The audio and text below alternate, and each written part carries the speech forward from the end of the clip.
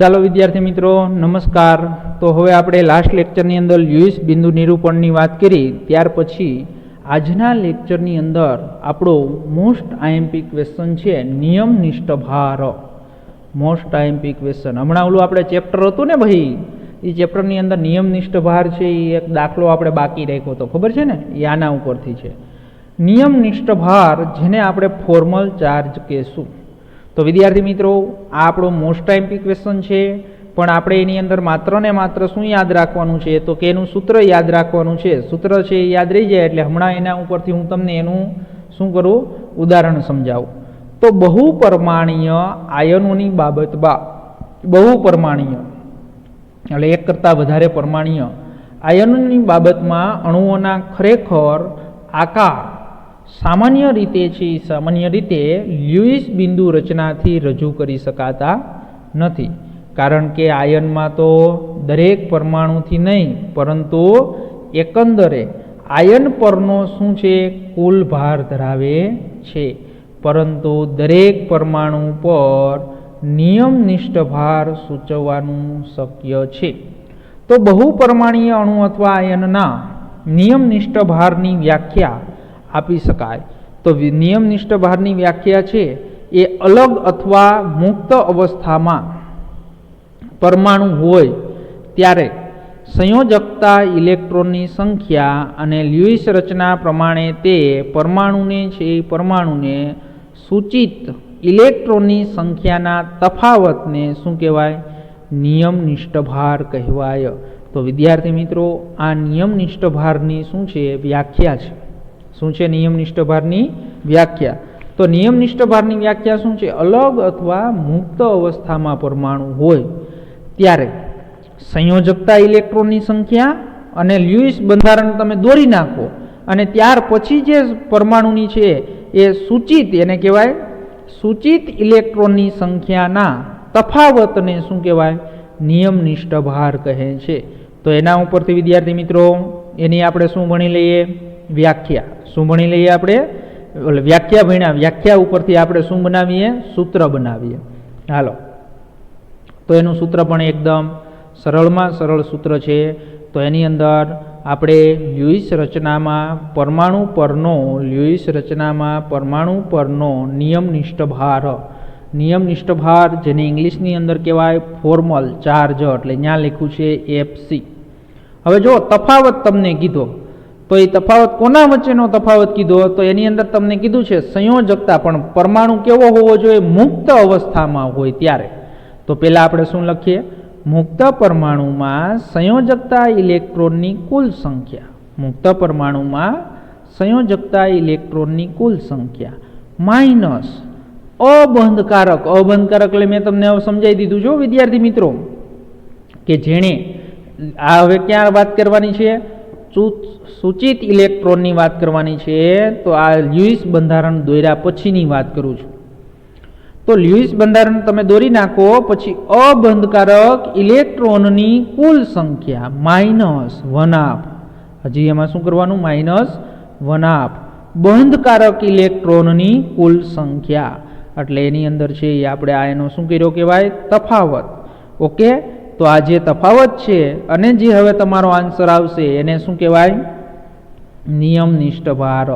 હવે જો નિયમનિષ્ઠ ભાર છે એ હું તમને સમજાવું છું, તો એ નિયમનિષ્ઠ ભાર આપણે ડાયરેક્ટ ટેક્સ્ટબુકમાંથી નથી સમજવું, એનું ઉદાહરણ તમને હું આપી દઉં, અને એ ઉદાહરણ પછી ટેક્સ્ટબુકમાં આપ્યું જ છે, આપણે હમણાં છે એ વાત કરી, તો એ તમને અહીંયા હું આખું સમજાવી દઉં એટલે તમને નિયમનિષ્ઠ ભારનો ખ્યાલ આવી જાય। હવે જો O3નું ઉદાહરણ લઉં છું, કોનું ઉદાહરણ લઉં છું, O3નું। તો આ ઓક્સિજન અને આ ઓક્સિજન, 3 ઓક્સિજન। હવે જો તમારે ગમે એમ નામ આપવું હોય, આ ઓક્સિજનને નંબર 1 આપો, આ ઓક્સિજનને નંબર 2 અને આ ઓક્સિજનને નંબર 3, ત્રણેય ઓક્સિજનના શું આપી દીધા, આપણે નંબર આપી દીધા। હવે જો આ ઓક્સિજનની બાહ્યતમ કક્ષાની અંદર કેટલા ઇલેક્ટ્રોન, 6 ઇલેક્ટ્રોન। આ ઓક્સિજનની બાહ્યતમ કક્ષાની અંદર 6 ઇલેક્ટ્રોન, એટલે આ ઓક્સિજને 2 ઇલેક્ટ્રોનની શું કરી, ભાગીદારી કરી, એટલે આનું અષ્ટક રચના પૂર્ણ થઈ ગઈ પહેલા ઓક્સિજનની। હવે જો આ ઓક્સિજનની બાહ્યતમ કક્ષાની અંદર મેં અહીંયા 6 ઇલેક્ટ્રોન, લ્યુઇસ બિંદુ નિરૂપણ ગયા લેક્ચરમાં સમજાવ્યું ને, હવે જો આ બીજો અને ત્રીજા ઓક્સિજનની અષ્ટક રચના પૂર્ણ કરવી હોય તો બીજા ઓક્સિજનના 2 ઇલેક્ટ્રોન અહીંયા બંધ બનાવશે, એટલે આ ઓક્સિજન વચ્ચે સિંગલ બંધ આવશે. હવે તમારે આની ઉપર નિયમનિષ્ઠ ભાર એટલે તમારે એની ઉપર ફોર્મલ ચાર્જ મૂકવો છે. તો કયા ઓક્સિજન ઉપર કેટલો ચાર્જ આવે એ તમારે આ સૂત્રની મદદથી શોધવાનું છે. તો પહેલા ઓક્સિજનનો મારે ફોર્મલ ચાર્જ છે એ લખવો છે, Fc લખું છું. હાલો હવે આપણું સૂત્ર શું છે? મુક્ત પરમાણુ. તો ઓક્સિજન મુક્ત પરમાણુ જ્યારે હોય ત્યારે એની બાહ્યતમ કક્ષાની અંદર કેટલા ઇલેક્ટ્રોન હોય? 6 માઇનસ અબંધકારક ઇલેક્ટ્રોનની કુલ સંખ્યા કેટલા છે? જો પેલા ઓક્સિજન ઉપર અબંધકારક ઇલેક્ટ્રોન યુગ્મની કેટલી સંખ્યા? 1 2 3 4, એટલે માઇનસ શું થાય? 4. ઓકે, માઇનસ 1/2 શું કીધું? બંધકારક ઇલેક્ટ્રોનની કુલ સંખ્યા. બંધકારક ઇલેક્ટ્રોનની કુલ સંખ્યા કેટલી? 1 2, આ ગણાયો 3 4, એટલે શું થશે? 4. ઓકે, હાલો હવે આપણે એની અંદર સાદું રૂપ આપી દઈએ, એટલે શું થશે? 4/2, એટલે શું થાય? -2, -2 એટલે -6, એટલે 6 - 6 = 0. તો જુઓ આ ઓક્સિજન ઉપર કોઈ પણ પ્રકારનો ચાર્જ તમારે આપવાનો નથી, કારણ કે અહીંયા 0 થઈ ગયો, એટલે એની ઉપર કાંઈ લખવાની જરૂર નથી. હાલો બીજો ઓક્સિજન, તો ઓક્સિજન નંબર 2. તો ઓક્સિજન નંબર 2 નો તમારે ફોર્મલ ચાર્જ શોધવો હોય તો શું થશે? મુક્ત ઇલેક્ટ્રોન, તો ઓક્સિજન હોય એટલે ખબર જ હોય કેટલા હોય? 6. હવે જો શું આવ્યું સૂત્ર? અબંધકારક ઇલેક્ટ્રોનની સંખ્યા કેટલી છે? 2. તો અબંધકારક ઇલેક્ટ્રોનની સંખ્યા 2 -1/2. હવે જો શું થશે? તો બંધકારક ઇલેક્ટ્રોનની કુલ સંખ્યા 1 2 3 4 5 6, એટલે ટોટલ કેટલી થઈ? 6. ઓકે, 6 - 2 એટલે 3/2, એટલે શું થઈ જશે? 6/2 એટલે 3. 3 ને 5 એટલે 6 - 5 એટલે 1. તો ન્યા આવ્યો 1, પણ કેવો આન્સર આવ્યો? +1 આવ્યો. કેવો આવ્યો? +1. એટલે આ ઓક્સિજન ઉપર તમારે અહીંયા પોઝિટિવ ચાર્જ દર્શાવવો પડે. અરે ભાઈ આ ન કરો ને તો એ ખબર જ હોય કે આ ઓક્સિજને 1 ઇલેક્ટ્રોનને ઓક્સિજનનું દાન કર્યું, એટલે આ ઓક્સિજન બીજા નંબરના ઓક્સિજન ઉપર પોઝિટિવ ચાર્જ આવે, અને ત્રીજા નંબરના ઓક્સિજન ઉપર ઇલેક્ટ્રોન મેળવ્યો છે એટલે નેગેટિવ ચાર્જ આવે. વળી આ ટેક્સ્ટ બુકમાં આને નવું નામ આપી દીધું છે, ફોર્મલ ચાર્જ. હાલો, મુક્ત ઓક્સિજન હોય એટલે એ તો ખબર જ છે 6, માઇનસ અબંધકારક ઇલેક્ટ્રોનની સંખ્યા 1 2 3 4 5 6, એટલે શું થયું? -6 માઇનસ 1/2. હવે જો બંધકારક ઇલેક્ટ્રોન 2 જ છે, 1 અને 2, એટલે શું થશે? 2 = શું થશે? 2/2 એટલે -1 એટલે 7, અને 6 - 7 એટલે -1. તો ત્રીજા નંબરના ઓક્સિજન ઉપર તમારે અહીંયા શું ફોર્મલ ચાર્જ કે નિયમનિષ્ઠ ભાર કેટલો લખવાનો? -1. આવડી ગયું વિદ્યાર્થી મિત્રો બધાને? તો આ વિદ્યાર્થી મિત્રો શું છે? નિયમનિષ્ઠ ભાર છે. શું છે?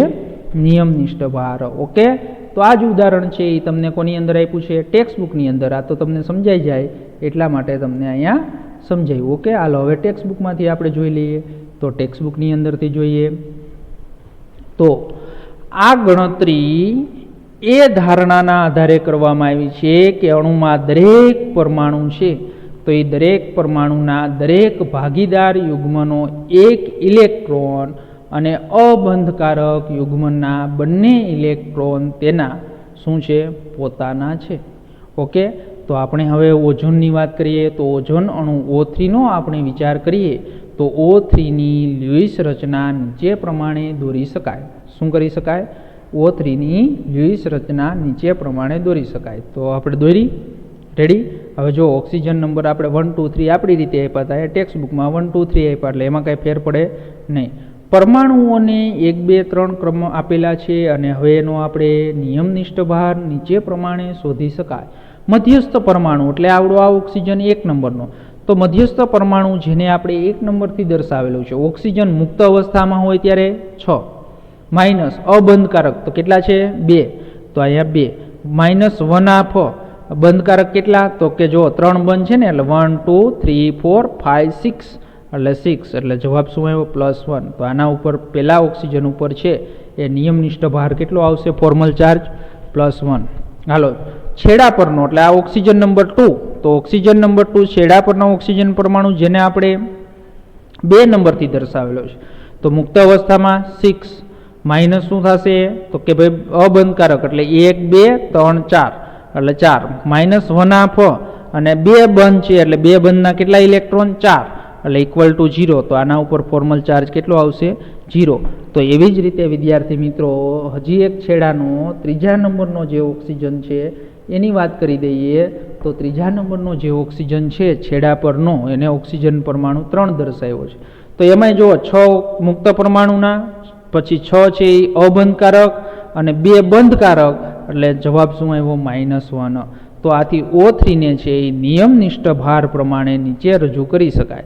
અને ડાયરેક્ટ તમે કહી શકો કે ભાઈ બીજા નંબર પેલા આ જે ઓક્સિજન મધ્યસ્થ ઓક્સિજન છે એણે ઇલેક્ટ્રોન યુગ્મનું દાન કર્યું છે એટલે એના ઉપર પોઝિટિવ ચાર્જ આવ્યો, અને આ ઓક્સિજને 1 ઇલેક્ટ્રોન મેળવ્યો છે એટલે એના ઉપર નેગેટિવ ચાર્જ આવ્યો. ઓકે, સમજણ પડી ગઈ?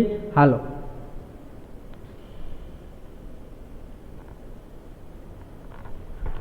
આપણે સમજવું જોઈએ કે નિયમનિષ્ઠ ભાર અણુમાં સાચું ભાર અલગીકરણ દર્શાવતો નથી, પણ ખાલી માત્ર ને માત્ર શું કરે છે, ભારનો નિર્દેશ કરવાથી આપને અણુમાં છે એ સંયોજકતા ઇલેક્ટ્રોનનો માર્ગ જાણવામાં મદદ થાય. તો એની અંદર એનો માર્ગ જાણવાનો મતલબ શું છે વિદ્યાર્થી મિત્રો? તો માર્ગ જાણવાનો છે એ મતલબ કાંઈ નથી કે તમને ખબર પડે કે કયા પરમાણુએ ઇલેક્ટ્રોન ગુમાવ્યો છે અને કયા પરમાણુએ ઇલેક્ટ્રોન મેળવ્યો છે. તો આ ઓક્સિજન ઉપર તમે નિયમનિષ્ઠ ભાર ધાર્યો, મેળવ્યો એટલે પોઝિટિવ આવ્યો એટલે તમને ખબર પડી કે એ ઓક્સિજને ઇલેક્ટ્રોન ગુમાવ્યો છે અને આ ઓક્સિજને ઇલેક્ટ્રોન મેળવ્યો છે, એટલે એનો ટ્રેક પસંદ કર્યો, તમે માર્ગ પસંદ કર્યો.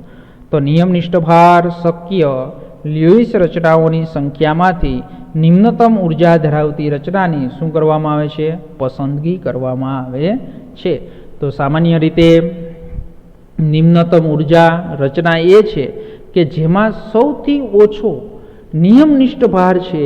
તો એ નિયમનિષ્ઠ ભાર એવું પરિબળ છે કે જે બંધનના છે, બંધનના શુદ્ધ સહસંયોજક ખ્યાલ કે જેમાં આપણે પડોશી પરમાણુઓથી સમાન રીતે શું થયેલ છે? ભાગીદાર થયેલ ઇલેક્ટ્રોન યુગ્મ છે. એટલે હવે નિયમનિષ્ઠ ભાર જેમાં સૌથી ઓછો હોય તો એ જે બંધારણ છે, તો એ બંધારણ શું કરે છે? તો એ બંધારણ વિદ્યાર્થી મિત્રો નિમ્નતમ ઉર્જા ધરાવે છે. તો એ નિમ્નતમ ઉર્જાની તમારે ક્યાં જરૂર પડશે? તો આ જ ચેપ્ટરની અંદર આપણે શું ભણશું? સંસ્પંદન બંધારણ ભણશું. તો એ સંસ્પંદન બંધારણની અંદર છે એ કયું સંસ્પંદન બંધારણની ઉર્જા ઓછી છે એ નક્કી કરવા માટે તમારે છે એ તમારે આનો ઉપયોગ થશે. ઓકે વિદ્યાર્થી મિત્રો, તો નિયમનિષ્ઠ ભાર બધા વિદ્યાર્થી મિત્રોને સમજાઈ ગયો. હાલો, ત્યાર પછી આગળ આપણે વાત કરીએ. તો આગળ આપણે અષ્ટકના નિયમની જે મર્યાદાઓ 3 છે તો એ મર્યાદાઓનો આપણે અભ્યાસ કરીએ. તો એની અંદર વિદ્યાર્થી મિત્રો આપણે આગળ અષ્ટક રચના પૂર્ણ છે એ અષ્ટક રચનાનો નિયમ જોયો અને આપણે અષ્ટકના નિયમની છે એ વાત કરી. તો એની પણ અમુક પ્રકારની શું છે? અષ્ટકના નિયમની છે એ મર્યાદાઓ છે. શું છે વિદ્યાર્થી મિત્રો? અષ્ટકના નિયમની મર્યાદાઓ. તો અષ્ટકના નિયમની જે મર્યાદાઓ છે તો એની પણ આપણે વાત કરી નાખીએ કે ભાઈ અષ્ટક રચના છે એ બધા જ પરમાણુ અણુઓ માટે છે એ સાર્વત્રિક નથી. અમુક પરમાણુ અણુની અંદર છે એ શું થાય છે? તો એ અષ્ટકના નિયમનું પાલન થતું નથી. હાલો, તો એની 3 મર્યાદાઓ છે. તો અષ્ટકના નિયમનો ઉપયોગી હોવા છતાં પણ તે સાર્વત્રિક નથી. મોટા ભાગના કાર્બનિક સંયોજનની રચના સમજાવવા માટે તે ઉપયોગી છે. કેવા સંયોજનો? કાર્બનિક. અને તે મુખ્યત્વે આવર્ત કોષ્ટકના બીજા આવર્તના તત્વોને જ લાગુ પડે છે. પણ આ અષ્ટકના નિયમને 3 પ્રકારની છે. શું છે? તો 3 પ્રકારની અપવાદ છે. તો એ 3 પ્રકારનો છે એની અંદર શું થશે? અપવાદ જોવા મળશે. તો વિદ્યાર્થી મિત્રો, મધ્યસ્થ પહેલી એનું અપવાદ છે કે ભાઈ મધ્યસ્થ પરમાણુનું અપૂર્ણ અષ્ટક. એકદમ ખાલી 3 એના નામ આવડે ને એટલે સીધા જ તમારા મગજની અંદર એના શું આવી જશે? ઉદાહરણ આવી જશે. તો મધ્યસ્થ પરમાણુ, તો મધ્યસ્થ પરમાણુનું અપૂર્ણ અષ્ટક. અપૂર્ણ અષ્ટક એટલે કે એના 8 ઇલેક્ટ્રોન ન હોય તોય છતાં એ અણુ છે એ શું હોય? તોય તે અણુ છે એ શક્ય હોય. તો એવા ઉદાહરણની વાત કરીએ. કેટલાક સંયોજનોના મધ્યસ્થ પરમાણુની આસપાસ ઇલેક્ટ્રોનની સંખ્યા અપૂર્ણ કીધું એટલે 8 કરતાં કેવી હોય? ઓછી. તો એ 8 કરતાં ઓછી હોય છે અને આ ખાસ કરીને જે તત્વોના સંયોજકતા ઇલેક્ટ્રોન 4 કરતાં ઓછા છે તેના માટે છે. તો ઉદાહરણ તરીકે લઈએ લિથિયમ ક્લોરાઇડ. તો બધાને ખબર છે લિથિયમ ક્લોરાઇડ શક્ય છે. તો લિથિયમ ક્લોરાઇડ તમે લખો તો લિથિયમ ક્લોરાઇડ એટલે LiCl. Liની બાહ્યતમ કક્ષાની અંદર 1 ઇલેક્ટ્રોન, તો Clની બાહ્યતમ કક્ષાની અંદર 7 ઇલેક્ટ્રોન. એટલે અહીં એક ઇલેક્ટ્રોનની ભાગીદારી કરી એટલે ક્લોરીનનું તો અષ્ટક પૂર્ણ થઈ ગયું, પણ લિથિયમનું અષ્ટક પૂર્ણ ન થયું, અપૂર્ણ રહ્યું, કારણ કે 2 જ ઇલેક્ટ્રોન છે, હજી 6 ઇલેક્ટ્રોન ઘટે, તો એ લિથિયમ ક્લોરાઇડ શક્ય છે. Barium hydride. તો બેરિયમ હાઇડ્રાઇડમાં જો બેરિયમના છે 4 ઇલેક્ટ્રોન થયા, અષ્ટક રચના પૂર્ણ ન થઈ. BCl3 બોરોનની બાહ્યતમ કક્ષાની અંદર 3 ઇલેક્ટ્રોન, તો 3 ઇલેક્ટ્રોન હોય તો 6 થયા, તો હજી અહીંયા 2 ઘટ્યા, પણ Clનું અષ્ટક રચના પૂર્ણ થઈ ગઈ. ઓકે, જો લિથિયમ, બેરિલિયમ અને બોરોન 1, 2 અને 3 સંયોજકતા ઇલેક્ટ્રોન ધરાવે છે, તો આવા બીજા સંયોજનો છે AlCl3 અને BF3.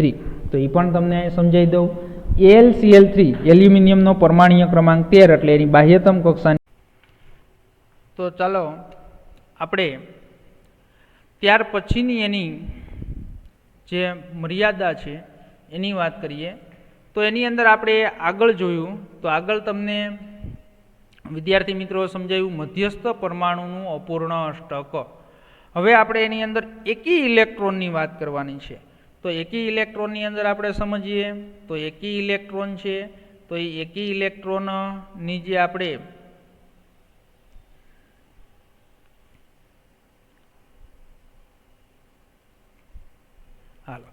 તો એની અંદર એકી ઇલેક્ટ્રોન અણુઓ, તો એની અંદર એકી ઇલેક્ટ્રોન અણુઓ છે, તો એની અંદર એકી ઇલેક્ટ્રોનની સંખ્યા ધરાવતા અણુઓ જેવા કે નાઇટ્રિક ઓક્સાઇડ અને નાઇટ્રોજન ડાયોક્સાઇડમાં દરેક પરમાણુ માટે અષ્ટકનો નિયમ પણ છે એ સંતોષકારક નથી.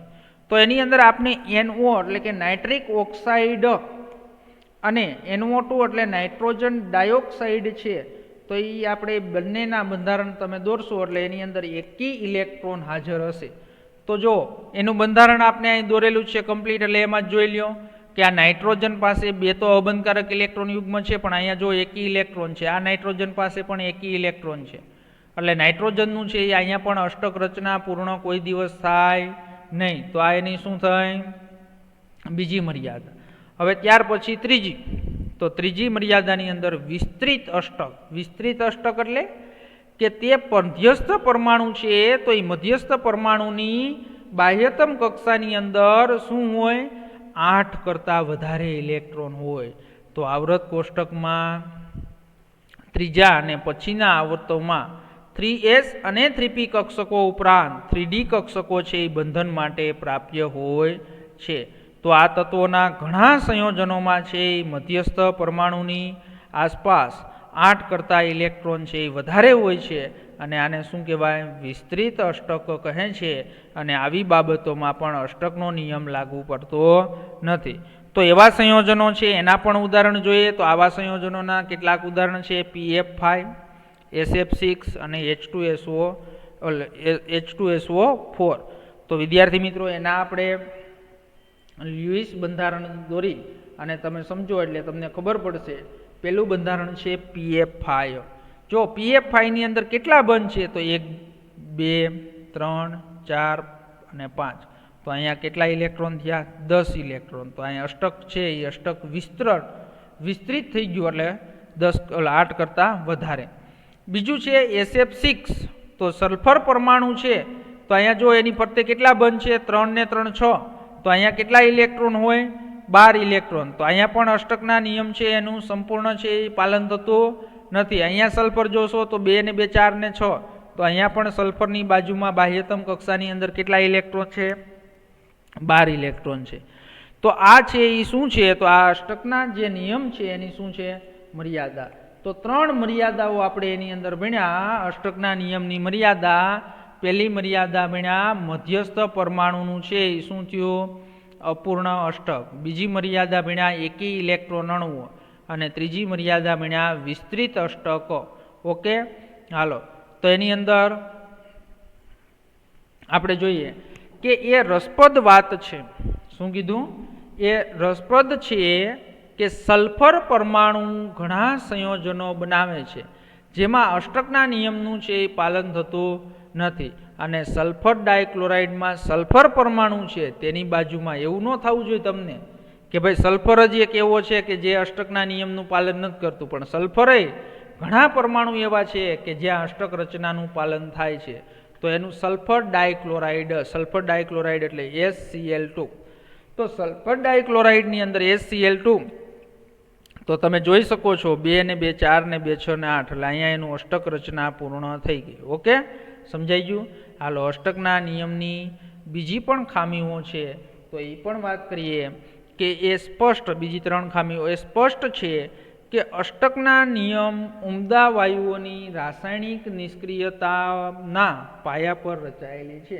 તો વિદ્યાર્થી મિત્રો, તમે અત્યારે 11મા ધોરણમાં છો એટલે તમે એવું સમજો છો કે આપણો 18મો સમૂહ છે નિષ્ક્રિય વાયુ, તો એ નિષ્ક્રિય વાયુઓની અષ્ટક રચના પૂર્ણ હોય હિલિયમ સિવાયની, તો એ છે એ શું કરે કે કોઈ સાથે બંધ બનાવી ન શકે, પણ 12મા ધોરણની અંદર આપણે ઊંડાણપૂર્વક જ્યારે અભ્યાસ કરશું ત્યારે ઝેનોન અને ક્રિપ્ટોન છે તો એ શું કરે છે, ઓક્સિજન અને ફ્લોરિન સાથે સંયોજનો બનાવે છે.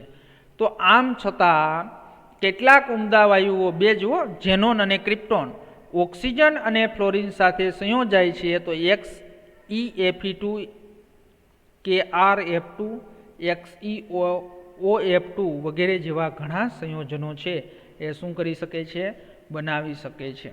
ઓકે, નકર જો અષ્ટકના નિયમનું પાલન થઈ જાય ઉમદા વાયુમાં તો એ સંયોજન બનાવવા જોઈએ નહીં, તો આ એની બીજી મર્યાદા ખામી છે. ઓકે, હાલો, બીજી ખામી એની, તો આ સિદ્ધાંત જે અષ્ટકનો સિદ્ધાંત છે એ અણુઓનો આકાર સમજાવી શકતો નથી. તો વિદ્યાર્થી મિત્રો, એની અંદર આપણે અત્યાર સુધી વાત કરી, ક્યાંય અણુઓની છે એ આકારની વાત આવી નહીં. ત્રીજી એની ખામી, તો ત્રીજી ખામી શું છે? તો ત્રીજી ખામી એ છે વિદ્યાર્થી મિત્રો કે તે અણુઓની સાપેક્ષ સ્થાયીતા પણ સમજાવી શકતો નથી, અને અણુની ઉર્જા બાબતે સંપૂર્ણ સાયલેન્ટ એટલે મૂક, એટલે એના વિશે પણ માહિતી આપતો નથી. તો હવે જે આ અષ્ટકનો નિયમ છે તો એ અષ્ટકના નિયમની આ જે મર્યાદાઓ છે તો એ મર્યાદાઓ દૂર કરવા માટે આપણે આગળ સિદ્ધાંતો છે એ આગળના સિદ્ધાંતોનો આપણે અભ્યાસ છે એ અભ્યાસ કરશું. હવે ત્યાર પછીનો જે ટોપિક છે એ આયનીય અથવા વિદ્યુતકીય સહસંયોજક બંધ છે અને મોટો ટોપિક છે, તો એ આપણે આવતા લેક્ચરની અંદર છે એ આવતા લેક્ચરની અંદર સમજશું. તો વિદ્યાર્થી મિત્રો, આપણે આની અંદર આજના લેક્ચરની અંદર એક નિયમનિષ્ઠ ભાર સમજ્યા, મોસ્ટ આઈએમપી છે નિયમનિષ્ઠ ભાર, અને બીજું સમજ્યા કે અષ્ટકની નિયમની મર્યાદાઓ અને ખામીઓ. મર્યાદાઓ અલગ અને ખામીઓ અલગ, 3 એની મર્યાદાઓ છે અને 3 એની શું છે, ખામીઓ છે. તો વિદ્યાર્થી મિત્રો, આટલું કમ્પ્લીટ તૈયાર કરી નાખજો, એટલે આવતા લેક્ચરની અંદર આયનીય અથવા વિદ્યુત સંયોજક બંધ છે એ બંધની આપણે વાત કરવાની છે, તો એ આવતા લેક્ચરની અંદર સમજાવશું. ચાલો, આટલું અહીંયા સુધી કમ્પ્લીટ તૈયાર કરી નાખજો.